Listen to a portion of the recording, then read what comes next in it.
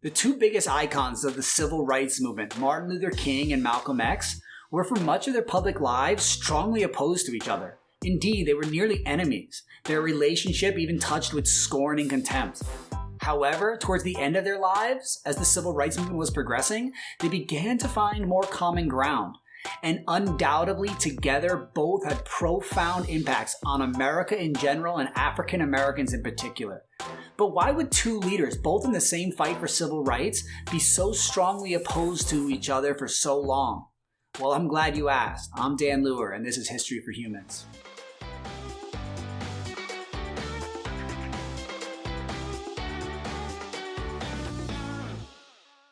You're looking at one of the only photographs taken of both Martin Luther King and Malcolm X. The two only met once, on March 26, 1964, on Capitol Hill in Washington, D.C.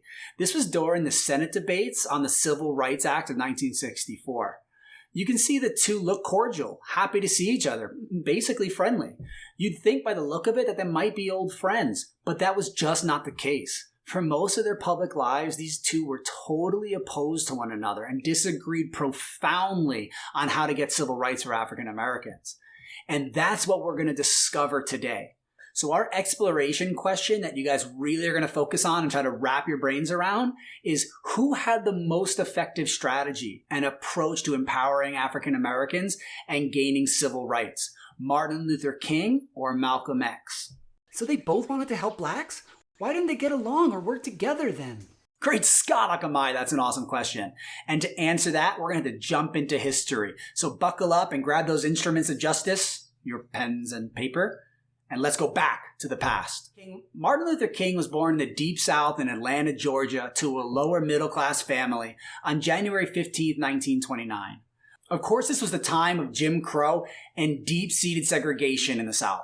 Both his father and his grandfather were ministers, so the church and religion were always foundational elements in his early life and would continue to be so throughout it. He studied theology in college and graduated as valedictorian before being appointed to the minister of a Baptist church in Montgomery, Alabama. From the last lesson, you might remember that it was here that he became involved with and the leader of the bus boycott movement that had started with Rosa Parks' protests. Before this, though, he was greatly influenced by two thinkers, Henry David Thoreau, an American, and Ghandi, who led the struggle for Indian independence against Great Britain, and their philosophy of nonviolence to create meaningful change. It'll be this philosophy of nonviolence that will guide his actions throughout his whole time as the national leader of the civil rights movement and will be a major difference between his strategy and beliefs and those of Malcolm X's.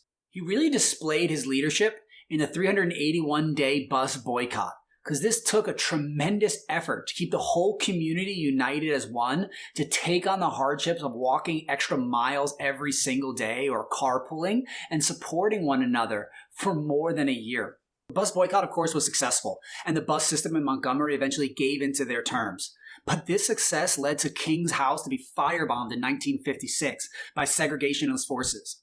Though he was out of his house, his family might have been killed. So when King got home and found that they were safe and sound, and there was a crowd of over 200 people there from the black community gathered outside of his house, who had gathered looking for revenge, armed with anything they can get their hands on, guns and pitchforks, shovels and knives, ready to explode, which is rightly a natural reaction. But when King simply raised a calming hand and told them to arm themselves with love instead, and that those that live by the sword shall die by the sword, in just a few minutes, he had calmed down the enraged crowd and they had dispersed and went home peacefully to their families. But to methods like these, Malcolm X called Martin Luther King, among other things, Uncle Tom.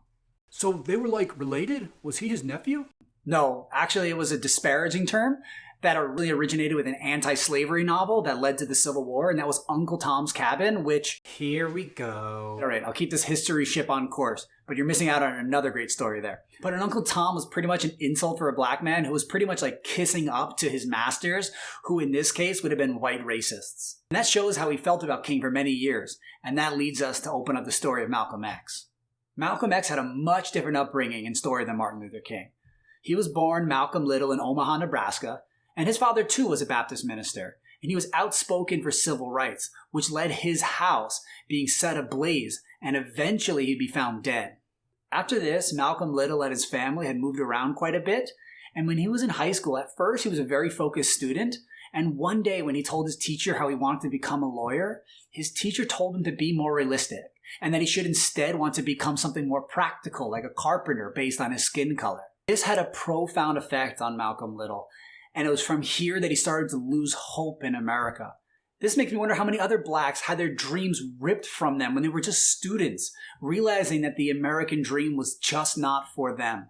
So after that incident, he dropped out of high school, he moved to Boston, and he became a hustler and a criminal, and eventually he found himself in jail.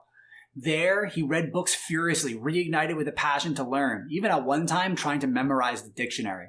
And it was here that he was introduced to the Nation of Islam.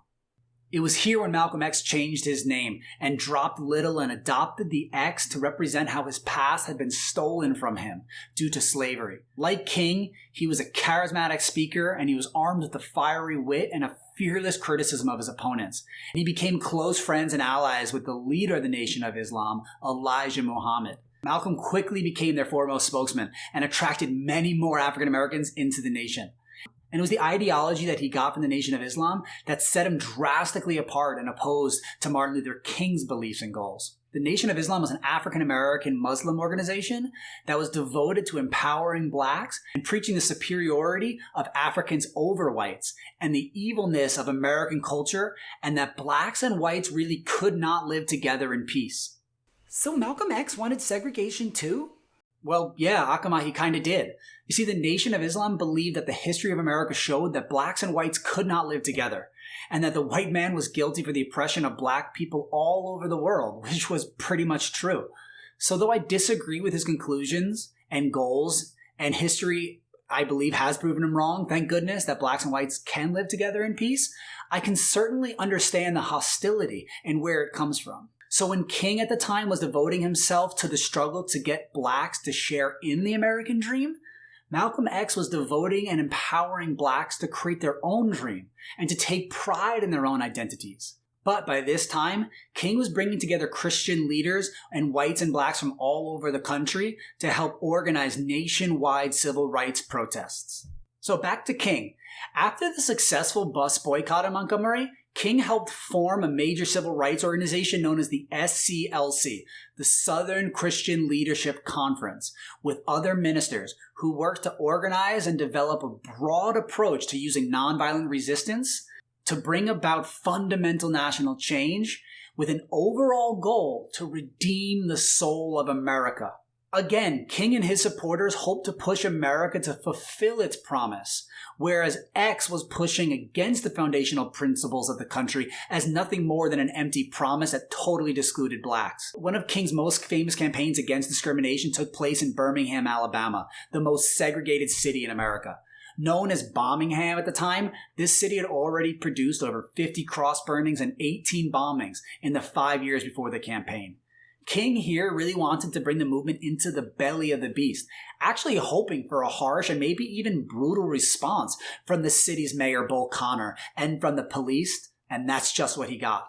Televisions across the nation and the world tuned in to see peaceful marchers attacked by German shepherds and beaten with clubs and cattle prods and hit with high-pressure hoses that could rip the bark off of trees from 100 feet away. The pictures speak for themselves. The injustice and brutality smacked apathetic and moderate white Americans right across the face in black and white on their television screens, and it disgraced the country. More and more people across the nation turned their sympathies to the movement, and tens of thousands of people got off their sofas and joined the cause to be a part of the movement that King was leading. It stirred President Kennedy, who then committed more of his presidency to the moral issue and to finding a solution to it. So that was just like propaganda?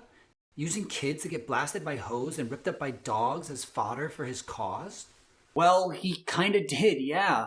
But King made no illusions about this. Before the protest, he stated to his supporters that some of the people sitting here will not come back alive. And the people, even the kids, were still anxious to do their part in the fight for freedom. That's pretty cool. Well played, King. Well played.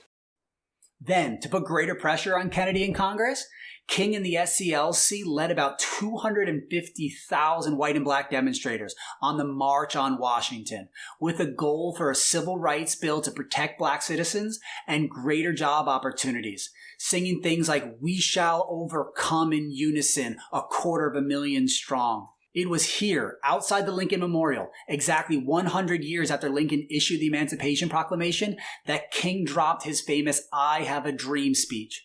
The speech revealed King's hope and optimism, but also his fierce determination to make America live up to its founding principles, that all men are created equal. And he dreamt that one day on the red hills of Georgia, the sons of former slaves and the sons of former slave owners will be able to sit down together at the table of brotherhood. I have a dream that one day even the state of Mississippi, a state sweltering with the heat of injustice, sweltering with the heat of oppression, will be transformed into an oasis of freedom and justice. So, even though I am totally impressed with the March on Washington, Malcolm X was not. He actually called it the farce on Washington, believed King was just the puppet of President Kennedy, and who worked to calm down black Americans at a time when real revolution was happening and where real revolution was possible. Because to Malcolm X, revolutions were not won by singing, because you're too busy swinging. Malcolm X saw King's use of nonviolent resistance as humiliating, gutless, ineffective, and giving in to the idea of blacks as being submissive and inferior to whites. Malcolm X instead believed that blacks should use any means necessary to gain their freedom, which might include violence, but definitely included self-defense. So X did not advocate using violence to go on the offensive and start attacking white America, but he definitely advocated fighting fire with fire, and that blacks should arm themselves and even learn kung fu. So besides advocating for any means necessary, probably the core of Malcolm X's beliefs about how to empower blacks and gain freedom was called black nationalism. Black nationalism meant that blacks in America should own and control their own communities. They should be the elected officials. They should own the stores and drive the buses and work in the schools and so on. Therefore, they really needed to stand together in total solidarity and uplift one another and not depend on the white community for anything. With this idea of black nationalism was his goals to change the way that blacks viewed themselves and to take pride in their African ancestry and to stop trying to assimilate and be like white Americans. And this was another major difference between his beliefs and goals and those of Martin Luther King.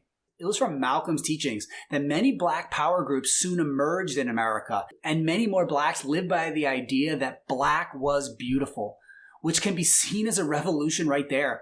A revolution in the hearts and the minds of the individual and of the community to transform the way they viewed themselves. And maybe that's Malcolm X's greatest legacy. So they were always bitter enemies? Please tell me there was a hidden bromance you're about to get to. You're almost in luck. There was not really a bromance, but there was some reconciliation. So let's see how that happened. With the pressure and continued efforts and demonstrations from King's leadership, the 1964 Civil Rights Act was passed, and this prohibited discrimination in public facilities, expedited the integration of schools, and banned employment discrimination based on race. Pretty much what the March on Washington was all about. Then the Voting Rights Act in 1965 passed, which overcame the barriers that were used to prevent blacks from voting in the South, like those literacy tests and poll taxes. And these are two absolute milestones of the civil rights movement that were long overdue, but finally achieved. Though Malcolm X didn't live to see the Voting Rights Act passed, at the end of his life, he began to see some merit and actual achievements from King's strategies. And in 1964, Malcolm took a Hajj, or pilgrimage, to Mecca, a sacred duty for all Muslims. And when he was there, he saw Muslims of all races as equal, at peace, and living as brothers. This, of course, challenged and then actually changed his views on blacks and whites in America. After this, he reached out a few times to King and hoped they could find ways to work together, but he was killed before that could happen. In 1964, before this, Malcolm X left the Nation of Islam. After discovering that Elijah Muhammad was having affairs with several young women, he was then seen as a threat to the nation, and 3 members gunned him down in New York when he was giving a speech one night. And the civil rights movement that day lost one of their most important leaders and heroes. Dr. King would go on to say, "While we did not always see eye to eye on methods to solve the race problem, I always had a deep affection for Malcolm and felt he had a great ability to put his finger on the existence and root of the problem." Afterwards, King pushed forward with his commitment to love and nonviolence. King's last mission was a poor person's campaign, pushing the government to do more to help poor blacks rise economically so they could better taste the American dream. It was during this campaign in 1968, after a protest in Memphis, Tennessee, that King was assassinated by a white racist. And the nation lost someone that day that many believed was the last best hope to bring the nation together in a year that seemed like it was splitting apart. Riots swept across the nation and turmoil grew. But his words for peace and love and calling for the nation to live up to its own founding statements and Malcolm's struggle for black empowerment live on today. So the obvious question for us then is, how do we best continue that struggle for equality and that fight against injustice? Thanks for engaging in history today. This has been History for Humans. Hey, we got a great lesson for you today. You're going to be thinking about history that matters and that's still relevant today. You're going to be reading two excerpts of primary sources. One is the awesome I Have a Dream speech by Martin Luther King. You can thank me later for that. And the other is Malcolm X's The Ballot or the Bullet speech. And you can thank me now for that because that's awesome too. You're going to be comparing the two. And then the real lesson where most of your points are going to come from and where you're going to put most of your energies is a Twitter debate between MLK and MX. And the fictional debate topic is going to be the same exploration question from our lecture, and that is, who had the more effective strategy for empowering African Americans and achieving civil rights, Martin Luther King or Malcolm X? So after reading and really swimming through the ideas of both figures, you're going to kind of take their ideas and summarize and synthesize. You can direct quote sometimes, but a lot of it you're going to try to reframe their arguments in your own words. And you're going to start with Martin Luther King. He's going to make a point, and you'll explain why he believes that. And then you're going to have Malcolm X, in his tweet, respond. He's going to disagree and explain what he thinks. And then Martin Luther King will reply back to that, and so on and so forth. Okay? So try to make it realistic, have fun with it, enjoy it, and really think critically about this important history here. All right, good luck, guys. You got this.